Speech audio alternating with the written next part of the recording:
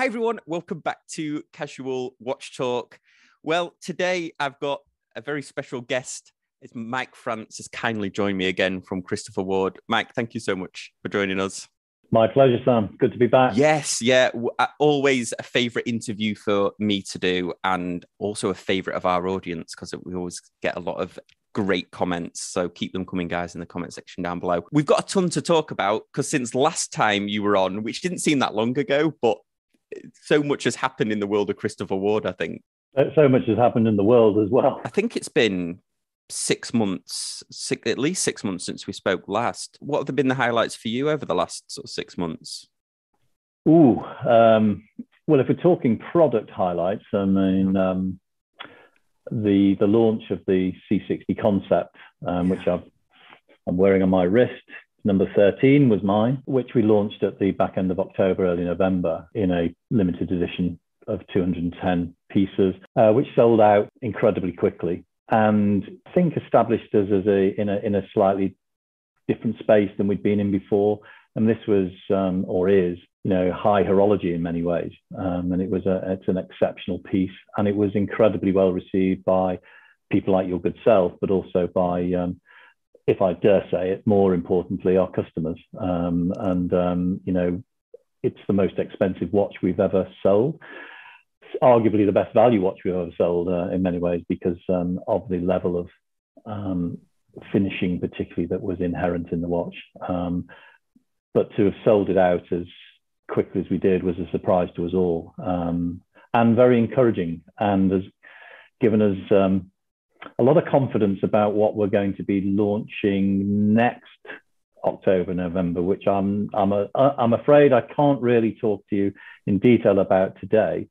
I'd love to, but they'd kill me. But is I think even more special than the concept. It's been a very busy 6 months since we last spoke because we've started with that concept piece, and there's a lot more to talk about, including some new watches that are going to be released later today. Well, before we move on to the new watches, I just wanted to talk about something else as well that you recently did, and that was the probably pertinent with everything that's been going on in the world recently, and that was the Ukraine limited edition. I mean, it's I think been a reminder to all of us about the fragility of peace, and it was born of. I mean, I think like virtually everybody in the civilized world, at least, you wonder what you can do practically to lend a hand, to give some support to particularly the Ukrainian people who are going through unimaginable hardships at the moment. And your Bader Jr., who is our product development manager based in Beale, called me when I was driving into the office one Monday morning several weeks back, and he likewise had been thinking what we could do, what he could do, what we could do as a business and a brand to support them. And he suggested to me that we could create a watch. And so we can do that, yeah. And so with the support of our suppliers, all of whom made huge contributions to reducing the cost price, we decided to launch a 300-piece limited edition called the C63 Ukraine, which essentially has the Ukrainian flag in its blue and yellow as the dial colors. All the proceeds, all the sale proceeds would be donated to the International Red Cross to support their efforts in Ukraine. And we launched it. We only sent an email to our database. We didn't. We weren't seeking publicity for it. We just wanted the entire business felt they wanted to do something. So we sent the email to the database. Literally, it sold out within hours. We've now got a waiting list of a lot of people who would, if there are cancellations when it arrives in July, they are on the waiting list. I'm incredibly pleased to say that one of our collectors of Chris Ward watches contacted me at the weekend. He and his family are about to host a Ukrainian family. And the young man, whose name is Danny, that's two eyes, I think, at the end of it, who has become the man of the house for his mother and his sister. He's 18 in 2 weeks' time. And Mark, who's the name of our customer, wanted to buy him a C63 Ukraine as a 18th birthday present. Of course, went into the site, they were sold out. So we are, even if we have to break the 300 limited edition, we are going to make sure that Danny gets a Ukraine watch for his 18th birthday. So when these things are sort of that close to home, it really matters, doesn't it? And so I'm very proud of both the team here, for Jorg, for even suggesting the idea, for the team to get it all together in such a short space of time, and for our suppliers, all of whom, every one of them, came to the party. And so we've already sent more than £100,000 to the International Red Cross, and that's a good news story in a world that is particularly short of good news. So we've been trying to help out some of our Ukrainian members on the Facebook group as well, and we'll continue to do that. But well done, you. Yeah. Now on to the main event, which is the new Aquitaine watches, which are being released today. I got a little sneak peek at an email that was sent over from the team, but I don't know a lot about them other than what was there, except for the look. I'd love to hear more. Well, the C65 Aquitaine.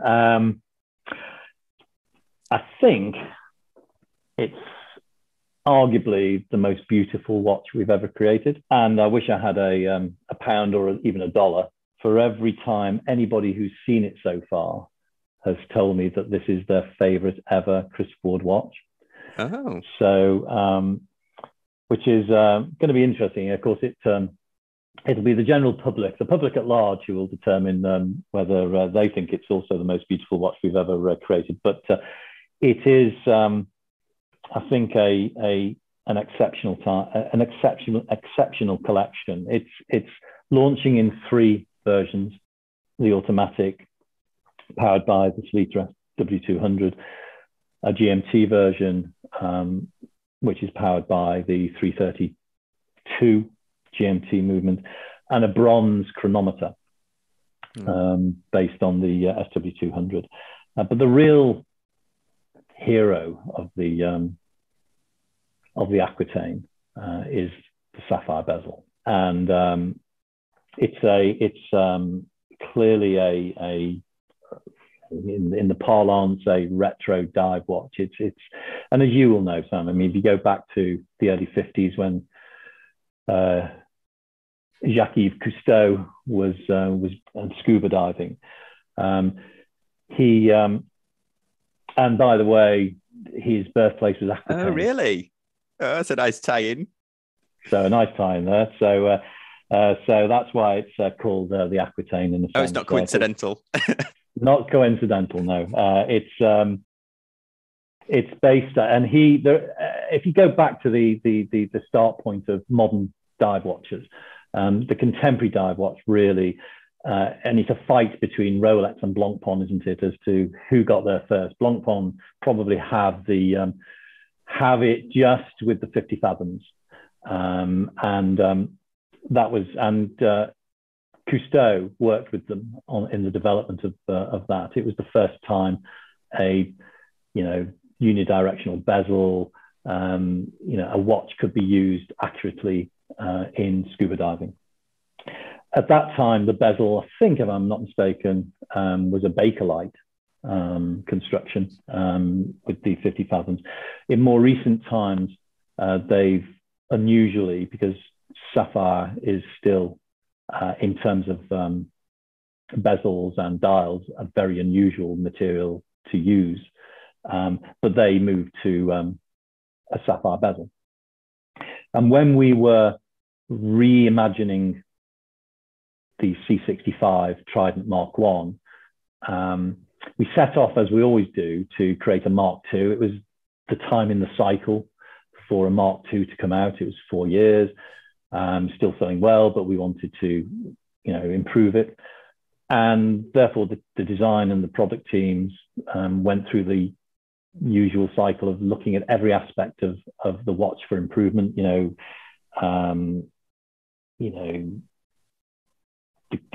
level of finishing on the applied indexes was improved. The luminescence was improved. The depth rating was improved to 200 meters from 150. We wanted to have an enhanced sapphire dial, an enhanced sapphire dome, a crystal. We wanted to try and unify the design language to our current design language. And they produced a great watch, which was very resonant of the Mark I. And the curmudgeonly CEO of Christopher Ward, yours truly, thanked them for their very hard work and sent them packing because it just wasn't cutting it. It wasn't as big a move on as I think we'd hoped for. And so, bless them, I'm sure they left the room muttering under their breath certain obscenities about the CEO. But they went back to the drawing board, went back to influencers, and came back with what became known as the Aquitaine. And there are definite design cues, and there's a definite resonance to the 50 fathoms, although it's very much in our signature. The proportions of this watch are exquisite in my view, and proportions in everything in design, as you know, is a critical piece. And it's both the proportions and then the curvature that the sapphire bezel and the enhanced dome gives it, which has created a sort of it's appealing as much to women as it is to men in our work at the moment, in our testing of it at the moment. But it's feminine in the way that an E-type Jaguar is feminine. It's a lioness. There's strength there, there's muscle there as well. But it's these beautiful curves in this beautiful proportionality. And of course, sapphire as a bezel gives us the opportunity, which you don't get with ceramic. Ceramic is a fantastic material, no question about it. Not as strong as sapphire. I mean, if you take the Mohs scale of hardness, sapphire, hits 9. The sort of ceramics that we all use in watches hits 6 or 7. So it's a fantastically durable, hard-wearing material. But the real benefit over ceramic that it has is you're very limited, unless you're Rolex, where you're able to create your own ceramic mixes. The rest of us don't have access to. So you've got a very, very, very limited color palette in ceramic, which does not exist with sapphire. So we are able to produce almost any color we want going forward of the Aquitaine. We've started with, I think, 3 real jewel-like colors. There's a beautiful marine blue, we're calling it. There's a seagrass, which is a green, really lustrous. These are lustrous colors. And then a real sort of departure, which I can show you here. The listeners won't be able to see it. But what we're calling white sand, which is in this case matched with the seagrass bezel. And it's the color, it's the proportions, it's this jewel-like property that's sapphire. And we've worked really hard as a brand to master sapphire. It's not the easiest of materials to work with. We've if you'll forgive the word, but we've cracked it now in terms of dials, which took us a good while to do on dial. We've got the scars on our back, and so it seemed a natural move to then create this bezel, and the guys brought it back, and the curmudgeonly CEO who'd sent them packing a few months earlier. I can't remember being so delighted to see their work because it's stunning. And so there is also, it's also back to proportion. We're launching with 41 millimeters, although because we've reduced the lug to lug versus the original C65 by only a millimeter. The lug to lug on the Aquitaine is just under 47 millimeters. It doesn't, 41 millimeters feel, and because of the curvature of the watch, it feels less than 41 on the wrist. And that's another reason I think that it's seemingly picking up a lot of traction with people with smaller wrists, including women. We think it could have real resonance in the Asian market, for instance, as well. Yeah. But it's the other notable thing about it is this is our swish only moment. If we were Nike, we'd call it our swoosh only moment. But being an Anglo-Swiss watch brand, we thought swish only. So this is the first watch of the future that will only carry on the dial the twin flags logo. I was dying to ask you about that.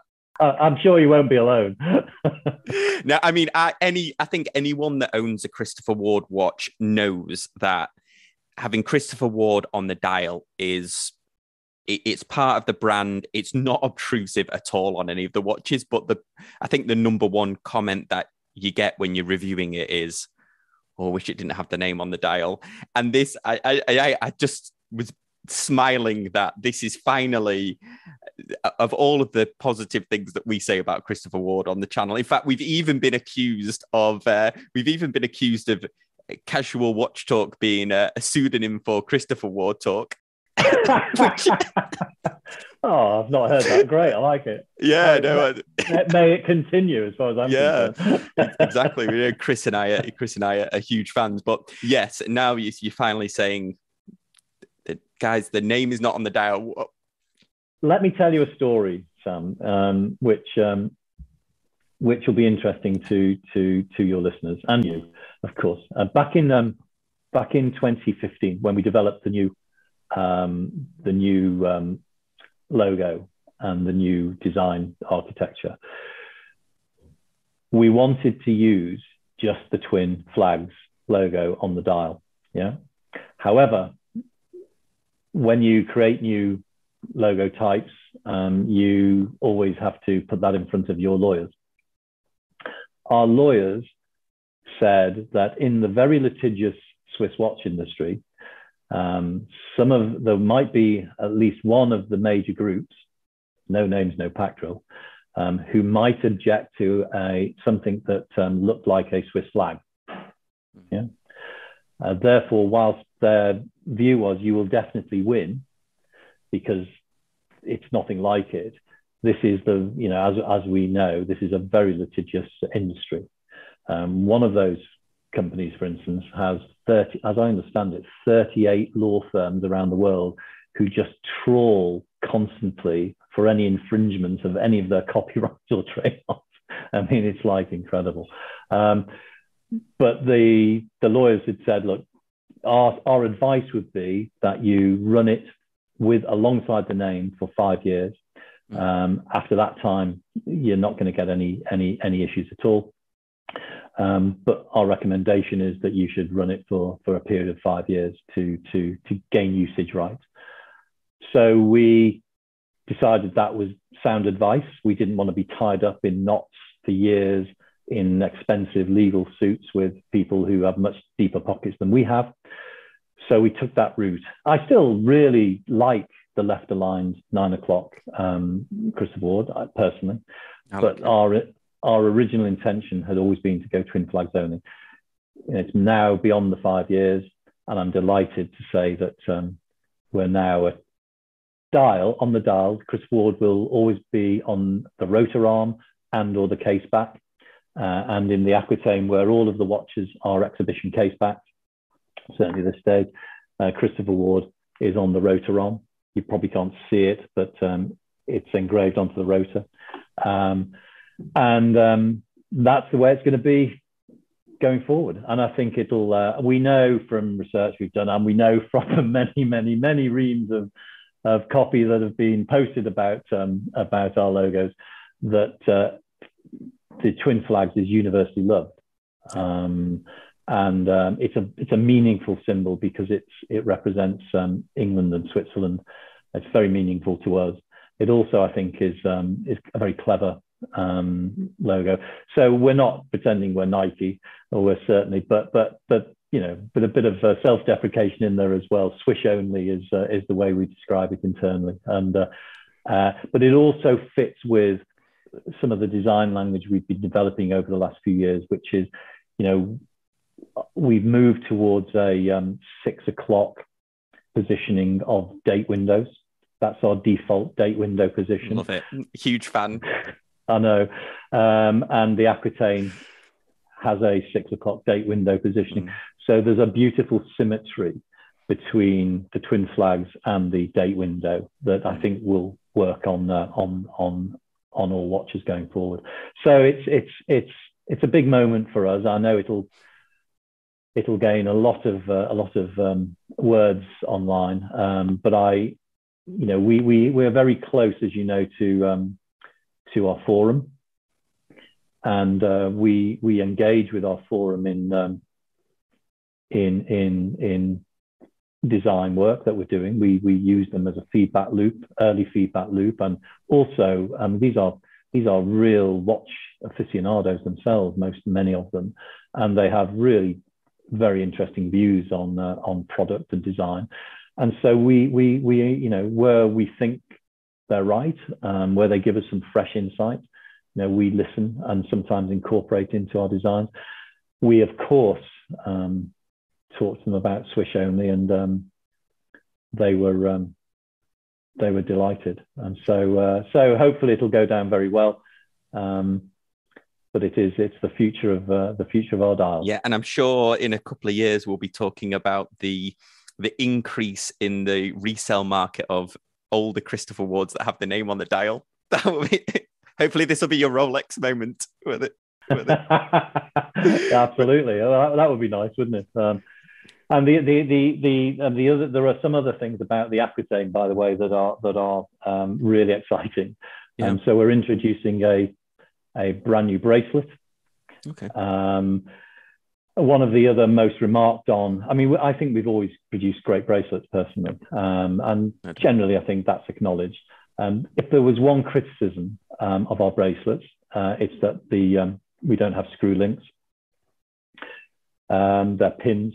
Yep. The Aquitaine is launched with screws in the bracelet.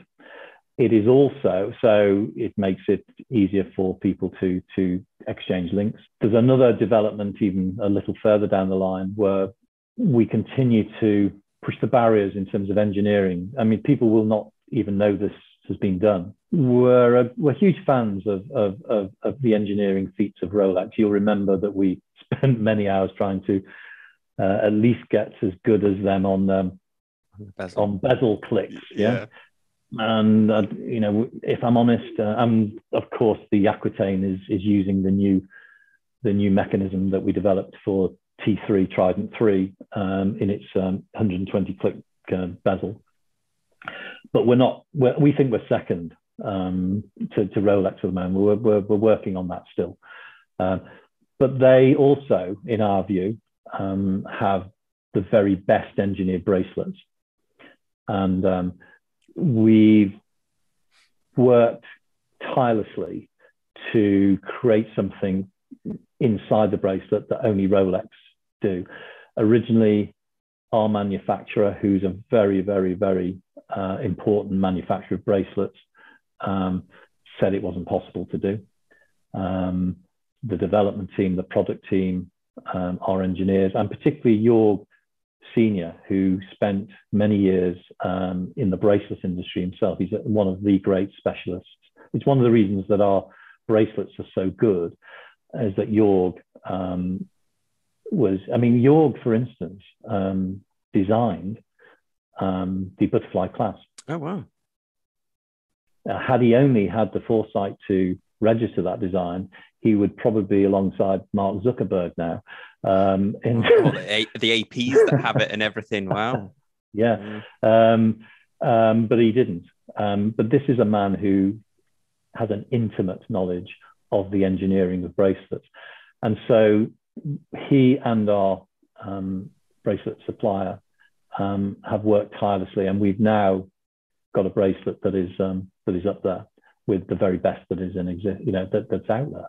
And so stage one is going to be the screwed links.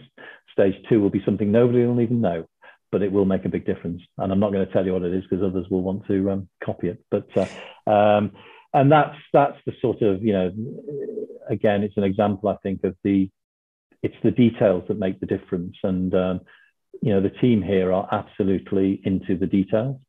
And the Aquitaine is, in terms of looking after the details, whether that be proportions, the color, the use of materials, the engineering, I'm bound to say it sounds like you'd think there's something wrong if I didn't, but I do think it's an advancement, again, an advancement of anything we've done before. And that's what we aim to do wherever we introduce the watch, keep moving forward. And the team deserve huge congratulations. So there's a new bracelet. We're using a new quality of vintage oak leather for the strap, beautifully supple. The finish on it is absolutely gorgeous. And so it's a real, I think this is going to be the third big platform for us. So there's the Trident, there's the Sealander, the Aquitaine will be the third big platform, and you'll have to wait till this time next year for the introduction of the fourth big platform, because we've got something very special coming along, and all things being equal in the world not becoming ridiculous. And next May we'll be introducing the fourth platform. And so this constant building is really our major focus for the moment. And I can't wait for people to give their feedback when they've seen the Aquitaine in the metal, but I think they're going to love it. Yeah, there's some, I really, as soon as you see them, they have a familiar design from vintage dive watches, but they definitely has your own twist on it. And I presume, because you worked very hard on the light catcher case for the Trident and for the Sealander, so this is a different case in itself. It's not on that same light catcher. It's applying the same. It's a new case, but it's still applying the same light catcher principles. Right. So the light, but it's every single case. I mean, this is the height of the Aquitaines. Each of the models is I think 12.45 millimeters high. So, but it was, I mean, that's not high these days. I mean, but there's definitely a trend, and you saw it at Watches and Wonders, I think, which by the way, I thought was although I didn't attend it, you don't have to attend these days to be flooded with information. Yeah. I must say, I thought it was a really good show, and a good show for the watch industry.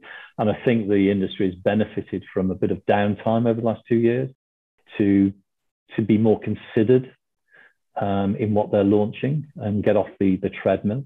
Yeah. And I thought there was some, I don't know what your view is, but I'd be interested to know. But I thought there were some really outstanding pieces. Oh, no, I totally agree with you. That Grand Seiko Tourbillon was amazing. The Constant Force. Yeah, that was incredible. Tudor came out with some great ones. I mean, that, to your point about the Black Bay Pro. Yeah, and to your point, that is quite thick, isn't it? That's 14 point something millimeters. 14.95, I think. But this is 12.45.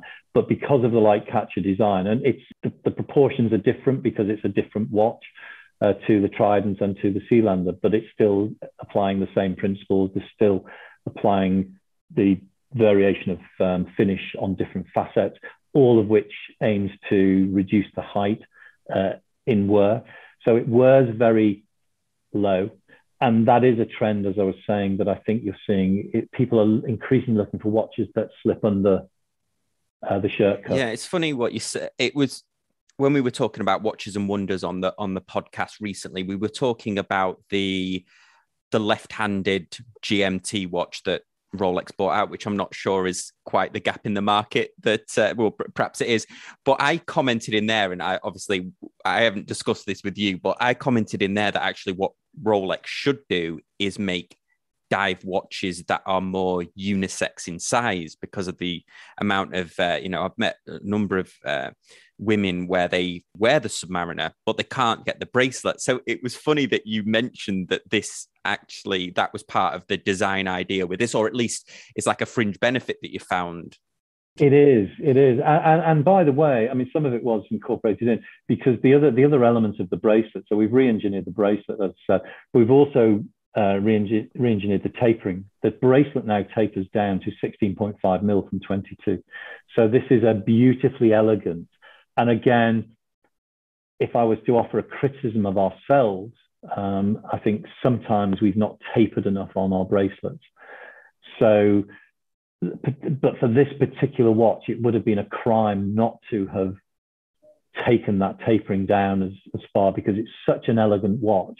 And as you say, to your point, this move towards, smaller, wearing smaller, slightly more feline, feminine design that also women are comfortable to wear. That was very much in our thinking. And I just think that's why we're getting such a positive response from women to this watch as well. Yeah, it's interesting. You just talking about, I love the bracelets that's on this, Christopher Ward. I think once you have a watch that has your system of extension on it, I must change. If it's a hot day, I must click that thing up and down.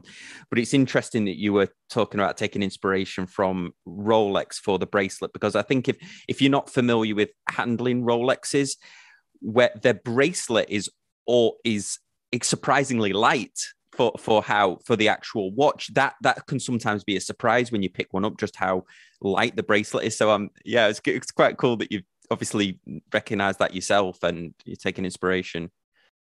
And their engineering, their levels of engineering are exceptional. We would like to be informed by the best wherever the best is. Mm. There's just one other thing about the Aquitaine that I'd just like to mention, which is we've had a close relationship with Blue Marine Foundation for a number of years now. For a small company like us, I'm really proud that we've donated close to £250,000 to their drive to reduce overfishing of our oceans, which has a major impact on climate change. Mm. And so Aquitaine dive watch,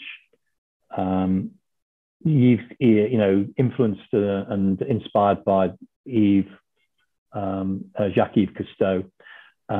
We felt it appropriate that every single Aquitaine that is ever sold, 5% of the sale proceeds will go to Blue Marine Foundation. So it's now sort of embedded in as part of the Aquitaine. So that's a really positive thing that we can do, again, to support the other major issue for the world at the moment, which is climate change. And the Blue Marine Foundation are a fantastic charity, and people are waking up at long last to the importance of the oceans in helping us to keep our temperature rises down. Seagrass is one of the key carbon sinks that people never really understood. Seagrass is more important than rainforests in keeping our temperature down. People don't know that. All of the work, and rightly so, all of the conversation, all of the worry about rainforests, seagrass has been depleted at a faster rate even than the rainforest, and they're more important. Hence why one of the colours of our Aquitaine is called seagrass. But 5% goes to Blue Marine Foundation, and to continue their really important and excellent work in that field. Wow. Well, I certainly can't wait to get my hands on one so I can do a review on the channel. And if people are lucky enough to be at the Wind Up Watch Fair this week, this will be the first chance that the public will be able to get their hands on these watches, is it? It is. We're literally launching it in the metal at Wind Up in San Francisco, and we'll have a team there. I'm going to be there, and 4 members of the team are going to be there. And we'd love to welcome and meet and chat to any of your listeners who happen along to the Wind Up Fair. It's going to be great fun. That's awesome. Friday through Sunday, I think. Yeah. Excellent. Well, Mike, thanks so much for joining me. Guys, if you've got any questions, leave them in the comments section down below. As always, we appreciate you watching and listening, and we'll see you next time on Casual Watch Talk. Thanks, guys. Bye. Cheers. Always a pleasure.